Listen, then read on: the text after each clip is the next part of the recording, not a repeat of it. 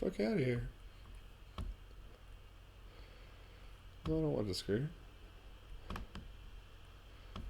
Fuck out.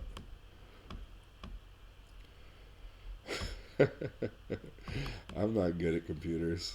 Get the fuck out of here. I don't know how the fuck. What the fuck did I do? Sorry. Hopefully this is entertaining. I don't know. But we're gonna call Pete Robertson. Alright, I tried to do the intro video. Maybe that was, my hubris. My hubris got to. There we go. There he is. Hopefully the sound was good. We're gonna give my man a call.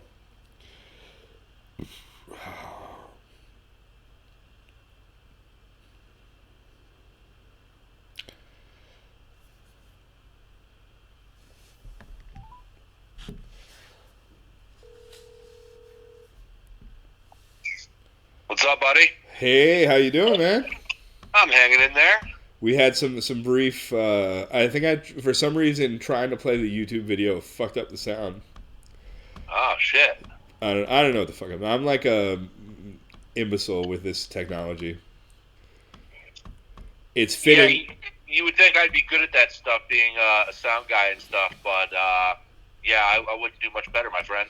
Yeah, it's the computer stuff, and all of a sudden we have this quarantine, so we need to figure out how to do like shows from your living room or meetings with 40 people from some fucking.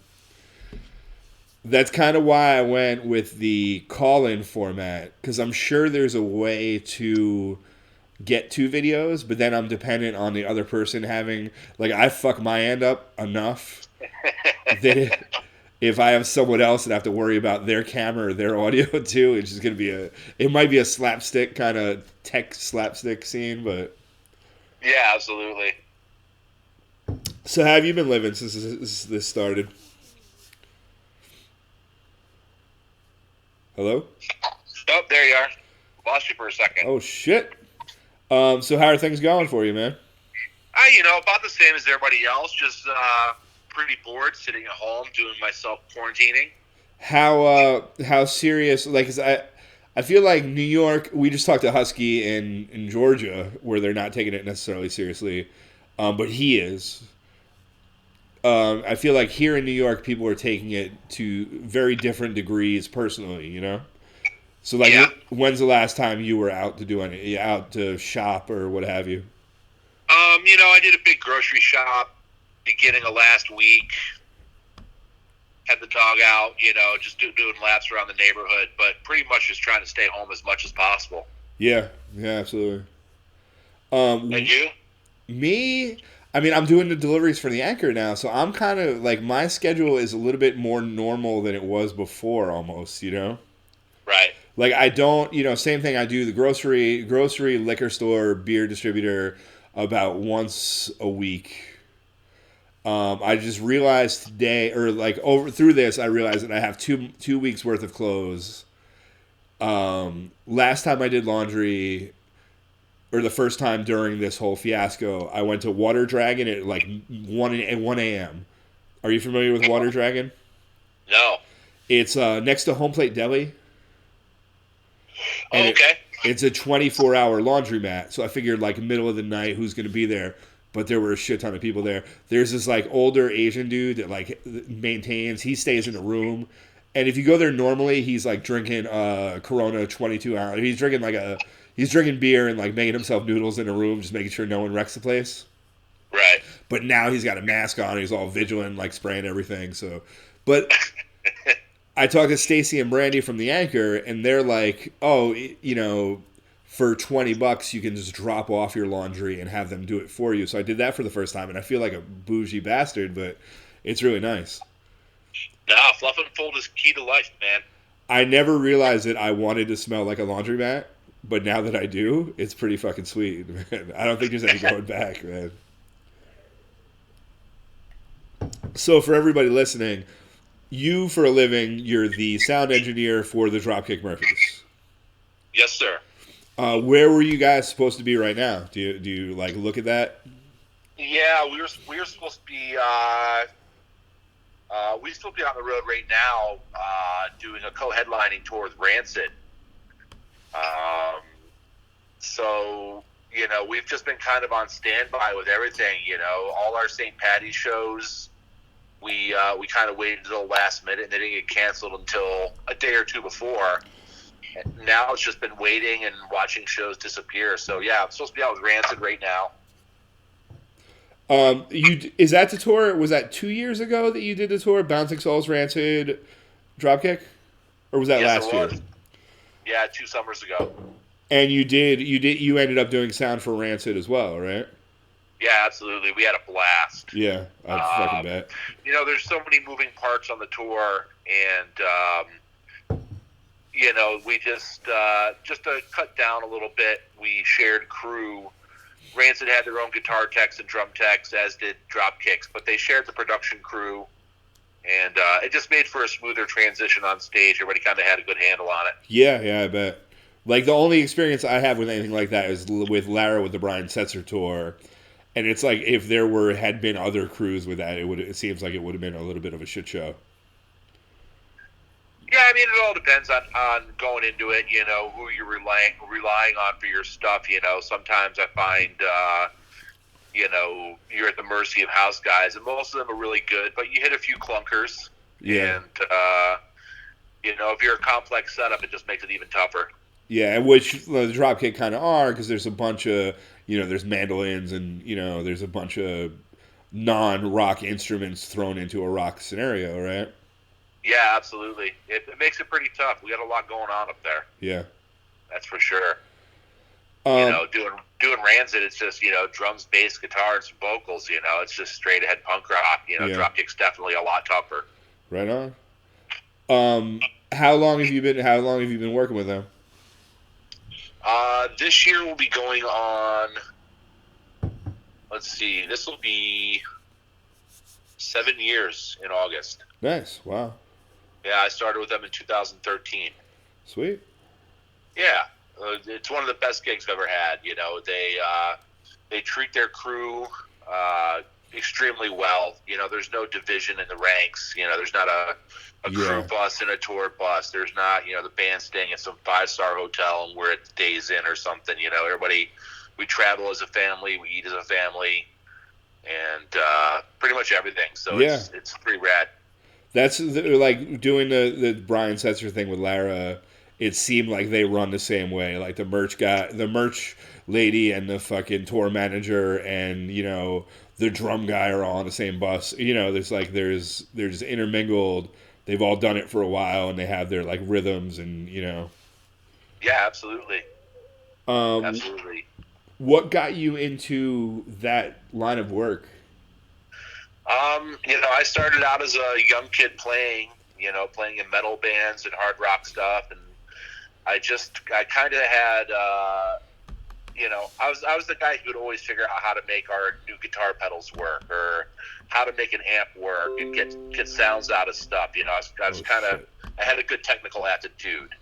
And as our little garage band started doing gigs, someone had to figure out, how to turn volume up on a PA or put a microphone on something. I always kind of got roped into it. Yeah. And it just kind of kept growing from there. I had some friends that were, their bands were doing a lot bigger stuff. I mean, still club stuff, but, helping them out. I got to learn more and more. I had a couple of really good guys that kind of took me under their wing and showed me what I was doing wrong, and, fed me to the wolves pretty much. Yeah. Who was the first bigger act that you went out with? I mean, there was a lot, in that time period. That was when I first started getting into it. It was like mid '80s, and I grew up just outside of Binghamton, New York. I was fairly close to Ithaca, so Pyramid Studios and a club there called Max's was around. So Pyramid Studios all through the '80s and '90s. This guy Alex Perialis, amazing gentleman, but he owns a beautiful studio up there. But he did the majority of like Anthrax, MOD, SOD. Oh, fuck yeah. That kind of stuff. So that's kind of where I kind of got to jump in and kind of learn. And, it was a different time back then, Yeah. Back then, an analog world. You push the faders up and go. Now now you got to be a computer programmer to do this. Yeah. Fuck yeah. That was like a thrash fucking mecca though. Like that was all that shit was getting made. Oh, I loved it. All the Nuclear Assault, like Danny Lilker and Billy Milano, all those guys. Yeah. It was fucking awesome. I don't know if you listened to me. I was talking to my friend Husky Burnett he's a Chattanooga blues man, but he's kind of rebranding as the Slow Attack, and they're doing like a little bit heavier of a thing. I did him right before you, and he was talking about he has an album produced, recorded, and is being mastered right now, recorded by Jack Gibson from Exodus. Oh wow! Who I guess is out of Nashville. He did the last goddamn Gallows record as well. Oh, I didn't know that. Yeah. Oh, that's pretty cool. Yeah, so it's funny to see like a thrash metal dude kind of like entering in this world of, like the roots scene or what have you, Yeah, but you know what? A lot of this stuff, even though your ear is, some people kind of tend to listen to the heavier stuff. I prefer it. But, when you hear good music, it's good music. It crosses all boundaries, Yeah, absolutely. Without a doubt. Did you see that, who was it? It was like Charlie Benante, Scott Ian, and the bass player from Nuclear Assault did the March of the SOD. I was watching this morning, and they had a bunch of stuff up there, and it's all quarantine cuts. Where's Billy Milano on that shit? He's somewhere in Austin. I see him once in a while when we come through there on tour. See, I feel like you have better stories than me, but I have a good Billy Milano story. Let's hear it, man. Tiger Piss is the first tour ever. We booked our shit on MySpace. It's 2007. We had one really shitty album out. And we had a show at the Ice City Rock House in Austin. So we're doing our New Orleans and Baton Rouge and whatever. We're coming on a few days before. And Lara, because she's a professional, realizes that they haven't posted anything about the show. She messages them on MySpace, and they're not messaging us back. So we feel like things are not going well, Yep. So we get into town. We show up at this place. It's way outside. It's way outside of town on the highway. Yeah. And a dude from Jackal owns it. And it's kind of like the Chance where the Pink Floyd tribute act would play there and bring 500 people and it'd be fucking amazing. But Tiger Piss on a Tuesday, it's not going to be fucking very good. So they're like, no, we fired the dude that booked you. So we'll give you one beer each, and gas station style pizza. And we were like, okay, we'll take that. So we drank our beer and we ate the gas station style pizza that they gave us. And Lara messages JT Haberstadt, the comedian that lives down there. And is like, dude, we got fucked. Luckily, we were on time, or we were ahead of schedule. So we got to that place at 4 p.m. So we message JT Haberstadt, a comedian who moved from Kingston to Austin, and he's like, oh, go to Headhunters. It's on 7th Avenue, blah, blah, blah. Yep. We show up at about 5:30. Empty bar. It's dirty as shit. It's kind of like Snug, Snappers kind of style. The day bartender, is the dude that booked us at the first place that got fired. Oh, shit. Some other dude walks up. He's like, you're from New York? Where are you from? We're like, New Paltz. He's like, I failed out of school there. My band, MOD, used to play behind the beer distributor all the time. Billy Milano was our fucking sound man. No shit. It was fucking bananas. I'm like, I fucking love, We Are Satan's Cronies, fucking the Fear cover, so much of their shit. I was, Lara and Danny have no fucking idea, whatever. Yep. He, at that time, was I think it seemed like he was trying to get his shit together. He's riding his bike 20 miles a day, in Austin. He's in shape a little bit more, than some of the pictures you see of him. Yeah. he was all over fucking Lara, the whole time, like, very whatever. That whole Sure. tour, we were closing with Welcome to the Jungle. And do you remember the fucking old Ritz, like right when they broke, they had that Live at the Ritz thing where they're all out of tune and fucking wasted, and it's like Oh yeah. the epitome of rock and roll. The story from that, I told Lara the story from that, where he's like, I was a young kid, skinny, walking. I hitchhiked into Los Angeles. I saw a young black man under a bridge. You know what he told me? He said, yo, you're in the jungle, baby. You're going to die. That whole spiel. Yeah. So Lara would do this kind of Borscht Belt thing, like, before it, kind of like. So we pulled into Austin. And you know what we saw? Anybody? Anybody know what we saw? We saw Billy Milano, and he was under a bridge, and he's working the door at this point or whatever. He walks up front because he's, kind of into her. Do you know what he said to us? And everyone's like, no. And he's like, what? And she's like, do you know what he said to us? So you know who you are? You're in Austin, baby. You can die. And he walked away with like a look of disgust that was like, I've met and disgusted one of my idols in one night. It's like, I don't know. I'll never forget it. That's awesome, dude. Yeah, I mean, he's a hot mess out there. I love Billy, but he, does his thing, but yeah. I remember him back in the days when Mirth used to play at Snugs. I didn't know him at all, but they recorded at Water Music in Hoboken, and I think he's boys with like some people that run that place. Yep. So there was a time where Roger from Agnostic Front played in a band called Lady Luck, opening for Mirth at Snugs. And it was Roger playing bass with his wife singing, and it kind of had like a Smashing Pumpkins kind of thing going. Oh, wild. Yeah, it was fucking nuts to see fucking, and it's Snugs, so there's college kids that have no fucking idea what's going on.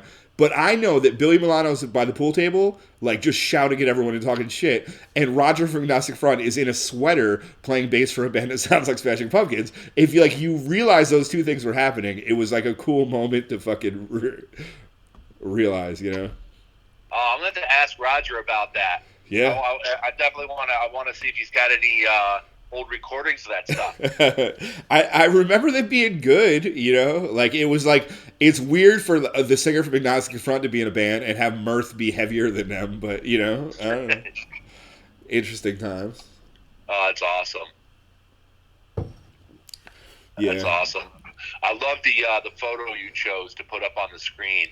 Yeah, that's a good. What is it? Don't be a pussy? Is that, or not for pussies? That's hot sauce? Yeah, it was hot sauce. That was when I first started with Dropkick in spring of 2013. I jumped out for a quick minute and did sound for like 2 weeks for this English artist, Frank Turner and the Sleeping Souls. And we had a one-off at Red Rocks. So just me and two of the musicians and our tour manager and our merch girl flew out to Denver and went out that night to a couple of bars, and my buddy Frank played. And there was this taco stand out front. Those were the two hot sauces of choice, either for pussies or not for pussies. Not for pussies. That's fucking great. It was good. Yeah. I mean, I don't think those should be the only two options, but what the fuck do I know? Yeah, I mean that's like 3 a.m. on the sidewalk. Yeah. I dig it. It's got a good fucking. So I remember I quit smoking about a year and a half ago. December 1st, I guess it's 2017 now or 2018, I can't remember. One of the impetuses for me doing that was one of the impetuses for me doing it and not taking one of the drugs for it was your Chantix stream. Oh, man. Like, that's fucking, you've tried to quit smoking. Are you still smoking now? Yeah, I'm ripping a butt right now. All right. I mean, not to, I smoked for fucking 20, God knows how many years, so, there is what it is. It's brutal. Yeah. Do you want to tell the Chantix stream story, and I'm going to piss real quick? You got it. Yeah. So I decided to, give it another try and quit the smoking thing. So I started doing the Chantix, and I was taking a little bit later in the evening and doing these crazy, very lucid, very realistic dreams. So one night, I was touring with, at the time I was touring with Cannibal Corpse, and they wanted me to download the old theme music from the Hulk television series to play as walkout music at the end of the show. We all thought it kind of be a funny, ha-ha kind of thing, a big brutal death metal show, then this like sappy piano as everybody leaves the venue. So I download this Hulk sound music and get ready to go to bed. I'm in bed, fall asleep, whatever. And about 3 hours into sleep, I hear my wife screaming and just pushing me, get the fuck off me, get the fuck off me. I was like, what? I wake up and I'm like, what happened? And I realize that I'm laying diagonally across the bed with my torso across her body, and I'm just swinging wild into the air. And in my dream, I was fighting the Hulk. Pretty sure I was kicking his ass, but that was pretty brutal. The wife just looked at me. She's like, "That's it. You're done." She's like, "No more Chantix for you." And yeah, it was pretty funny though. Well, that's one of the things with those medications. Is like, side effects may include suicidal thoughts, or like, well, it's like a no-win situation we're going in here. Yeah, I mean, just quitting smoking alone without any pills or anything, you're going to feel suicidal and want to kill people. Yeah. It's brutal. I remember right after I quit, I think your birthday is what December? My birthday is December 4th. 4th. But I remember you pulling up. I think Stacy was at my party. Yes. And you had just quit smoking. Yes. So you were trying to behave and like not come out to the bars and be influenced to smoke. And I remember you came pulling up in the car, and I just remember being just shithouse drunk, like walking over to the car to say what's up. I had a cig in my hand. You kind of tried to keep it up top, but it was like, but you were my first test, and that was fine. I'm okay with that. Like it was good. Yeah, I remember it. I like as I walked away, I was like, "Oh man, I hope I didn't fucking just trigger that." No. I mean, it was kind of one of the good, because I didn't quit drinking or anything. Some people stop that or whatever, so I still drank, but like I just went through it, and I was a bitch about it. I didn't take it very well, but that, like, we walked on. Me and Stacy both walked to go to that party. You had the Anchor. I think it was like a private event kind of thing. And we walked there, and I got like 2 blocks away, and I was like, listen, I want a cigarette really bad. I feel like everyone's going to be smoking. I'm going to fuck this up if I go. So I made her go alone. She got mad at me. We got in this huge fight or whatever, And I made it up to her by texting her like, I'm really, really sorry. I'll pick you up when, blah, blah, but, and it was good to see you. I don't know. I'll just remember that as like, that was like my quitting. And that was only 4 or 5 days in, but I think that's where it like solidified. Because when me and her got in a fight, I was like, fuck this. I'm going to go buy a pack of cigarettes. And I drove around the block and decided not to. But that was like the moment. Yeah. That was the closest I came to caving, Dude, it's the hardest thing ever, man. I swear to God, if there was rehabs and medical insurance that would put me into a rehab for 30 days to quit smoking, I'd be in one in a heartbeat. It's weird. Like, I cannot drink for fucking 3 months, Like, I'll want to at times, but never that, like, make me fucking act like a completely different person, Yep. But cigarettes, yeah, definitely, like... I'm glad that I fucking started smoking before I, like, thought about trying any more addictive drugs, Sure. Because I realized that I have no control, or very little control over myself. Or it will take me... How do you feel now that you quit? Honestly, not much fucking different. Like, it was, I wish I could be like, oh, it's fucking amazing, blah, blah, blah.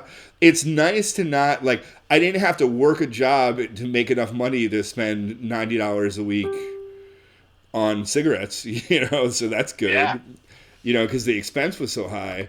But I don't miss it. That was one of the things when I was quitting that was like, I'm going to always miss this until I die. You know, like I was very like emo about how much I was going to miss it, and I don't now. Like I've dated girls that like smoke now, and it's just like I don't know. It seems like silly and whatever, you know. Like if you're telling me there's a fucking meteor hitting the Earth in fucking 12 hours, I'm probably gonna go buy a pack of American Spirits. But you know, it's not something that I'm like, oh, I'm losing out on blah blah blah because I don't do it anymore. Yeah, I mean, I made it a year and a half, and I was amazed, and that was my second time trying the Chantix, and it worked great. Like my trick was to not take it in the evening, was to take it much earlier. Okay. But I made it a year and a half, and then one night, you know, I just got really drunk with a bunch of the guys, and woke up the next morning, and you know, could taste the cigarettes, and reached my pocket, and there's a pack of smokes, and I'm like, oh shit, just kind of fell back into it again.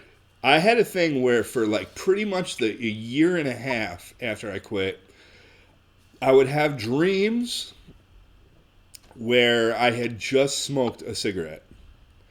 It was never like a dream that I was smoking. It had always just happened, and it was the guilt afterwards. Damn. And that was like, it was so vivid. Like I would just wake up feeling like, oh, you know, like imagine you had a dream that you cheated on your wife or something like that. Like something you have like intense guilt about. And you wake up and just be like, fuck, I fucked everything up. And then like, you know, because before that in my life, most of the dream, I've never really had dreams like that where I'd have dreams where I woke up and something really good happened and wake up and have that like, oh shit, the world sucks. It's not as good as the dream. But after smoking was the first time that I would wake up and have dreams like, oh, wait, no, I didn't fuck that up. That didn't really happen. You know, I don't. Yeah. I'm not sitting here with a pack of American Spirits. No doubt. Yeah, well, the dreams are getting weird these days, man. I mean, there's been at least, you know, I mean, since we started canceling all the tour dates and everything, there's been mornings that I wake up and kind of jump out of bed and freak out and just be like, wait, am I supposed to be on my way to the airport? Like, what day is today? Fuck, yeah. Just kind of freaking out. And all of a sudden it's like, oh, wait, this wasn't all a dream. We really are in the middle of a pandemic. Yeah. Fucking bizarre. And which is, you know, which should be more anxiety inducing in a way. Like, you shouldn't be worried about being late. You should be worried that you're waking up to exactly what you're waking up to, but... Yeah, I mean, it's just a testament to, you know, how little of a life I have, you know, because my life hasn't really changed that much. I get home from tour, I'm a hermit. I stay home. Well, how is that? Like, I mean, because for some people, you know, this disrupts their whole thing. When I was talking to Husky, I talked about how this kind of reminds me of being on tour. Like, time doesn't mean anything. You know, you have these long drives that you're trying to distract yourself, and you're looking at the same fucking Facebook feed forever. It's like touring without the shows is what it reminds me of a little bit. Sure. But for you, like you've been going, you know, you go pretty hard. Like, do you know how many dates you did last year? Last year we were probably on the road 140 days. That's a tremendous amount of days to be like, you know, away from home and doing that stuff. Do you find that it's like a nice break for you? I'm really enjoying the break. You know, I get to spend a lot of time with my wife, which I'm really enjoying, and you know, she's not ready to kill me yet, so you know, I'm enjoying that aspect. But it is very hard for me in a way. You know, fortunately, I've got my home studio downstairs, so I've got some projects that I can work on. But it just seems very weird being home this long. Like, yeah. My honey-do list is finally, like, stuff's getting done around the house. You know, it's nice, but I'm definitely chomping at the bit to get back out there. And, you know, I'm fortunate. I'm one of the people that, you know, if you love what you do, then you never work a day in your life. You know what I mean? Yeah. But what is the crew size of the Dropkick? Like touring package. We're about 8 crew members. Okay. Normally we roll between 15 and 17 people on the road with us. Okay. And that's 7 band members. So, you know, it fluctuates depending on the size of the tour.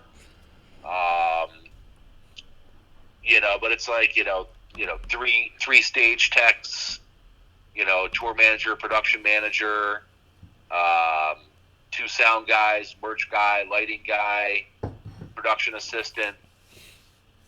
So it gets pretty busy. So, like, how does that? What does it look like? Because, like the Tiger Army tour, I was supposed to be doing merch for Lara on that. You know, we would have been back by now, but that got rescheduled to September. But who the fuck knows if that's a reality? You know, like I think, like I things that I've read are the general consensus is that, like capacities are going to be at least halved once Yeah. things open up. So like that must affect something like on a scale of you guys pretty hard, right? Oh yeah. I mean, this, like we were talking about the tour earlier. This Dropkick Rancid tour. They're looking at rebooking this thing for late summer into the fall. Yeah. We were kind of questioning it a little bit.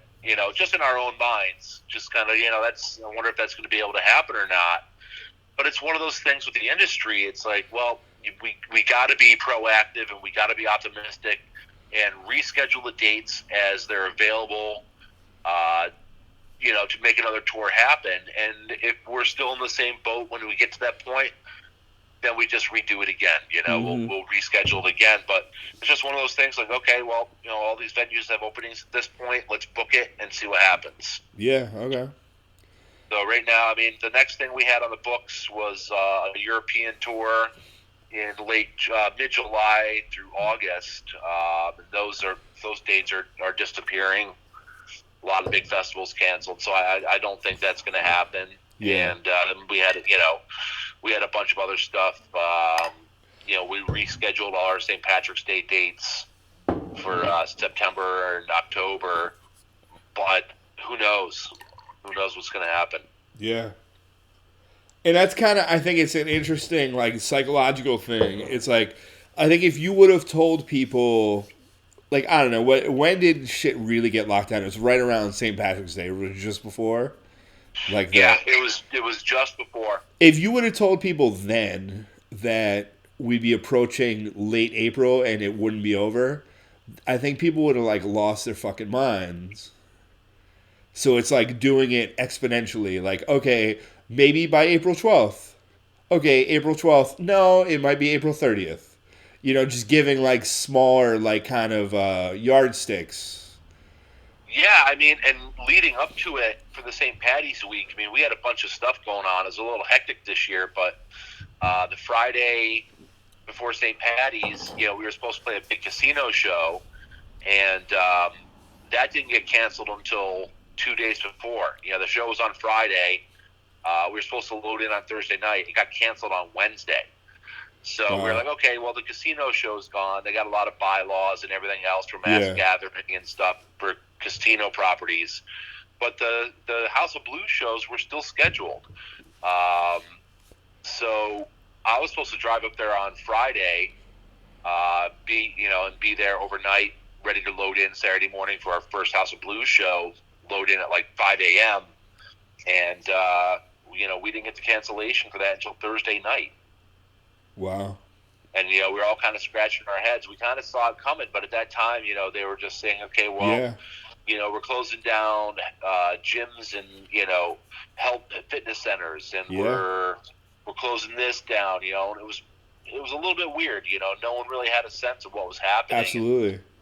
We had already started seeing news about it. We were in Europe just before the St. Patty's run, and we were hearing all the news happening in China.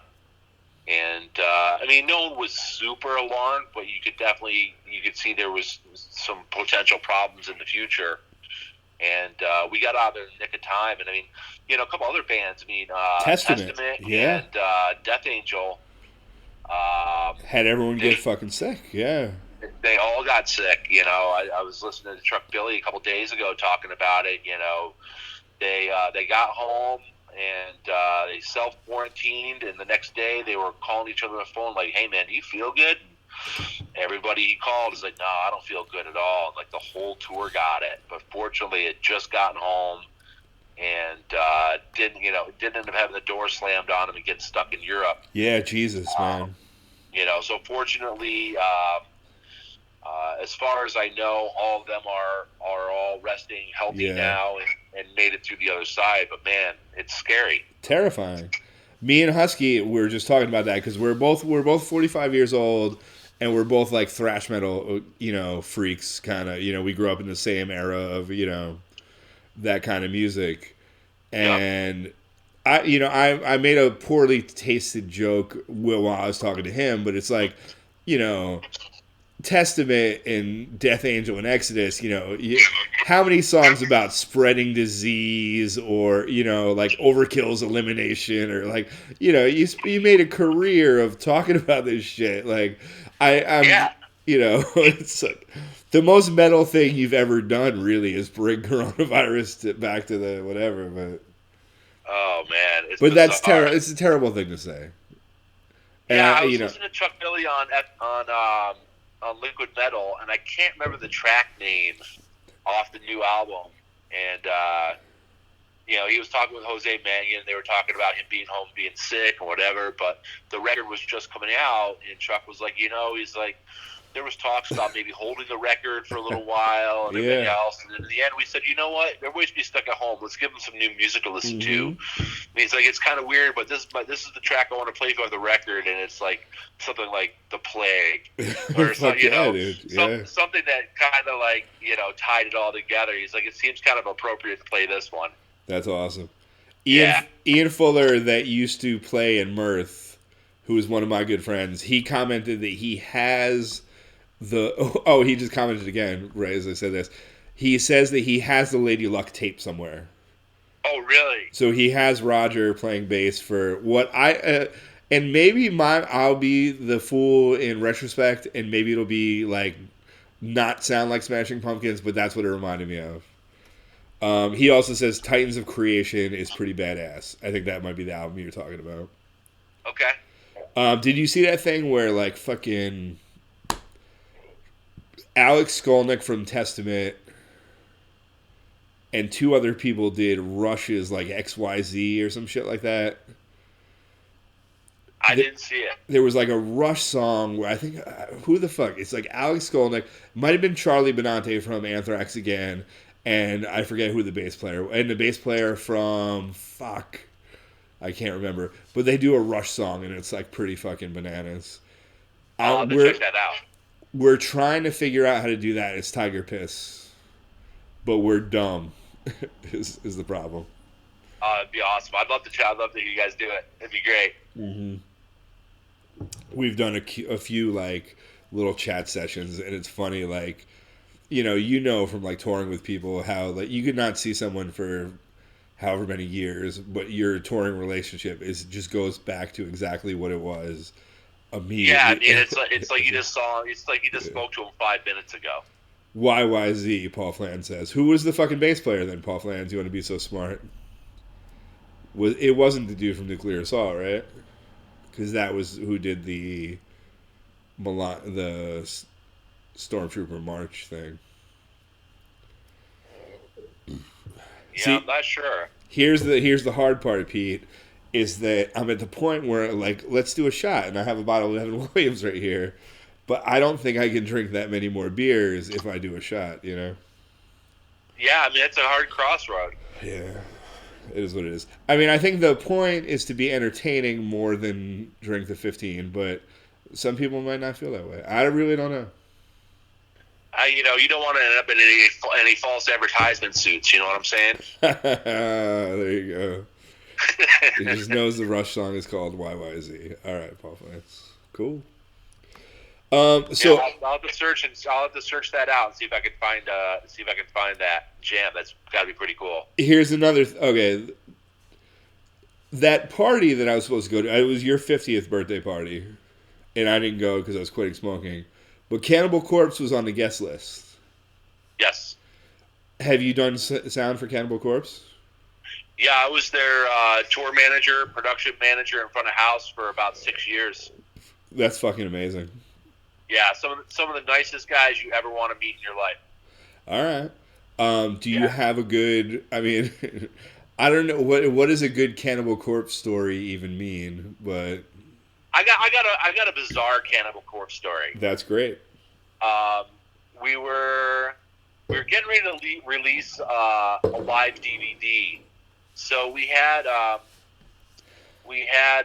really good friend of ours, this girl Denise Koricki, who's done a ton of heavy metal videos for all sorts of bands, and so we were on tour in Europe, and we were there for about a month, and we weren't doing tour buses. We were basically flying almost every day to do these shows. So we're fucking exhausted. It's like day 25 in a row. You know, we took a shuttle from the airport at like 5 o'clock in the morning to the airport. We were in Belgium. And we had like this little joke going on in the band. Like we were traveling so much, like we'd be sitting at airport gates, and it was you just kind of look at the crowds walking by. Yeah. You know, you kind of pick out people that look like celebrities. It's like, hey, doesn't that look like Jerry Seinfeld, or doesn't that look like Fish from Barney Miller, or whatever? Fish from Barney Miller. Yeah, it was just like whenever you saw a face in the airport kind of walk by, you were comparing like my it, man just Abe like Vigoda, time making jokes. So the band is getting off the bus. They're standing on the sidewalk at the airport, and me and a couple of the crew guys are going to get luggage carts. And as I'm pushing empty luggage carts back over, I look up and I was like, "Hey, man, doesn't that guy look like Jesse Jackson?" And we start getting closer, and my other crew guys are like, "Dude, it is Jesse Jackson." That's fucking... So now there's 10 of us standing on the sidewalk, all getting our luggage. You know, it's 6 o'clock in the morning. Everybody's hungover and exhausted, and bleary-eyed. And Jesse Jackson and his entourage are standing 10 feet away from us, and he can tell that we're all looking at him, and we're kind of like, "Hey, man, how are you?" And he's like, "Hey, boys, how are you?" And Jesse Jackson comes walking over and is hanging out with all the Cannibal Corpse dudes. No. So what? So our videographer Denise, she's got her camera rolling for this whole thing, and he's like, I was here doing some conferences or whatever, and then some friends took us out to a festival last night. I went and saw Snoop Dogg, and he's like, I'm flying back to New York today, heading home, but it was a great time, and yada yada yada. And this is a Sunday morning, by the way. So we're all standing there, and it's like, well, it was really cool to meet you and everything else. He's like, I'll tell you what. He's like, let's all gather around here in a circle and join hands. Let me lead us all in a prayer for our return home to our destination. Cannibal Corpse, Jesse Jackson prayer. I shit you not. And it's like little kids, you know. We're all standing around, kind of hanging out with our heads down and our hands at our sides while Jesse's saying this big prayer. And every once in a while, you open one eye to kind of peek around, and everybody's kind of doing the same thing. This isn't really fucking happening right now. And so he went about his way. We're making our way through the airport like that. How the fuck did that just happen? And we tried to talk Brian Slagle, the owner of Metal Blade. We're like, dude, we have the opening shot for the DVD. Of course you do, obviously. And we sent him the video, and he decided to go another way with it. But we were so bummed. What year is that? Was perfect. Nah, he didn't use it, and but what year are we talking? What year? This would have been 2011. Jesse Jackson and Cannibal Corpse. That's so fucking good, dude. It was the weirdest shit ever. I mean, and I was just talking to a buddy of mine online about this the other day. Where he brought it up, and it was pretty funny, man. That's awesome. But they're all a good bunch of dudes, man. Yeah. I miss them all, and I've been fortunate enough with my touring. Most of the bands I've worked with, I'm in the camp for a long time. When they stop touring to go do a record or take a break, for the longest time I would always go out and work for a couple other bands in the off time or whatever. So I was kind of an audio whore, bounce around and fuck yeah, and whatever. But they were really families. From the early days doing Co-Eating Cambria for a long time. Yeah.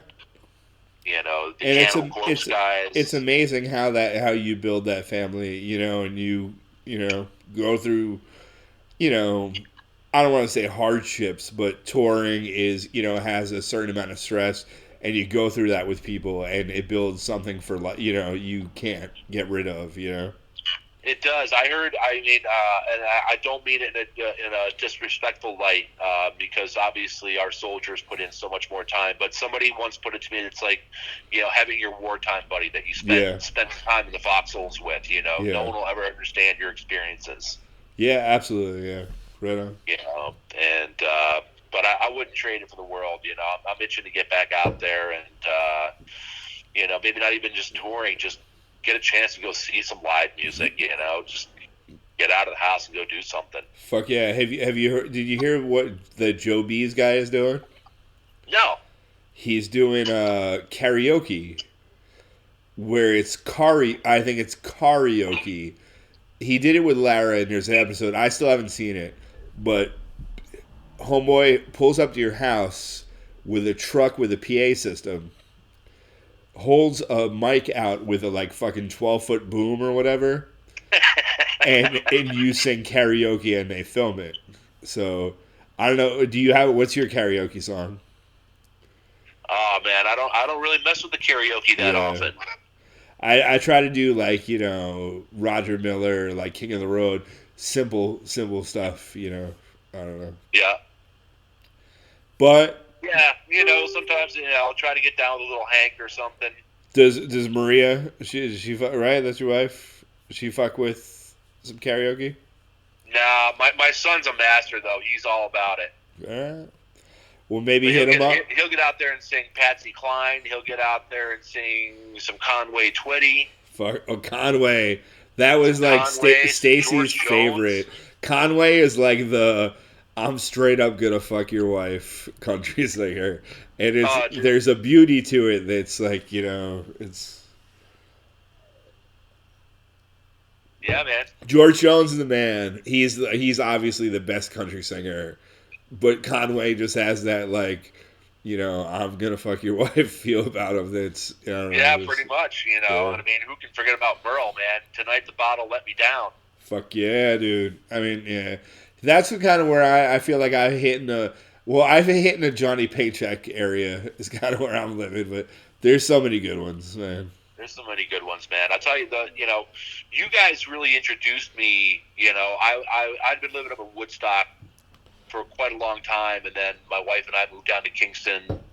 I don't know, maybe 10 years ago, and I got invited out to the Anchor. And I hadn't been there. I hadn't been to the Anchor before. I was there a couple times when it was the basement. Yeah, fuck yeah. And I was there for the big hurrah at the end.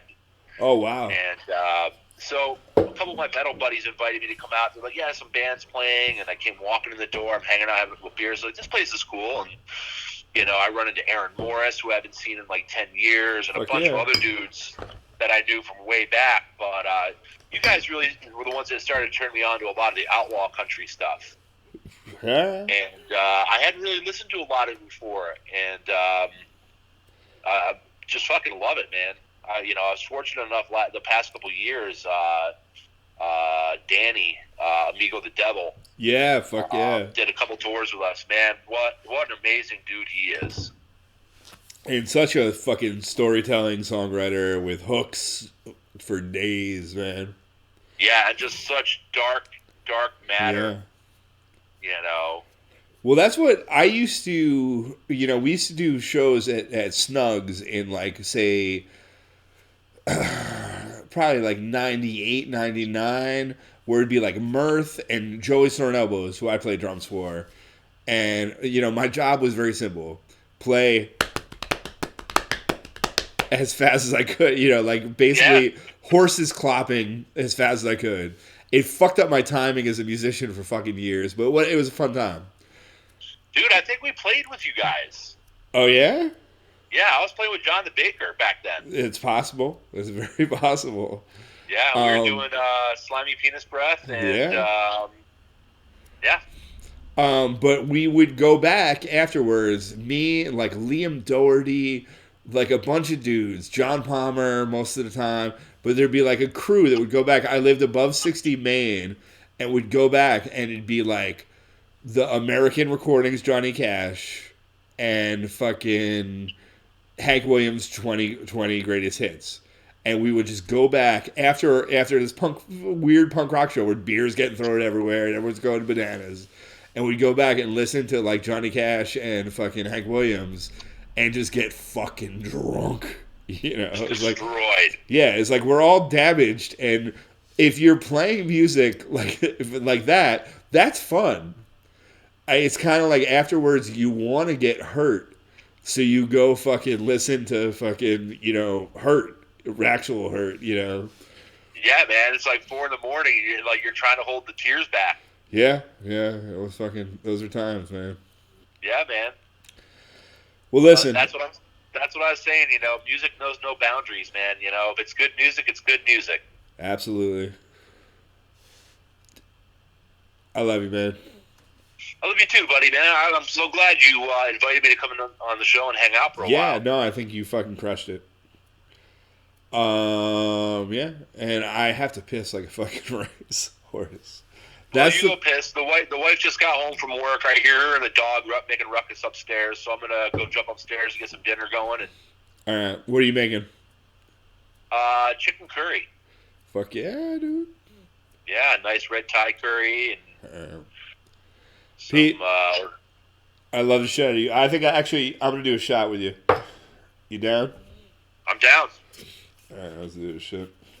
I'm gonna go halfy, just to keep it fucking legit. But yeah, I've been sipping on a glass of bourbon here for like the past hour. Yeah, So I got a little left in the bottom of the glass, so I'll toss that back with you. So at the end of this, after I'm gonna interview Jeff Bisty next, but then after that, we're gonna try to do a Dungeons and Dragons fight where we fight Jeff Bezos.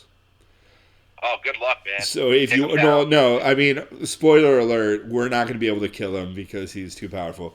But if you want to, throw a rocker at him or anything, I'm going to do,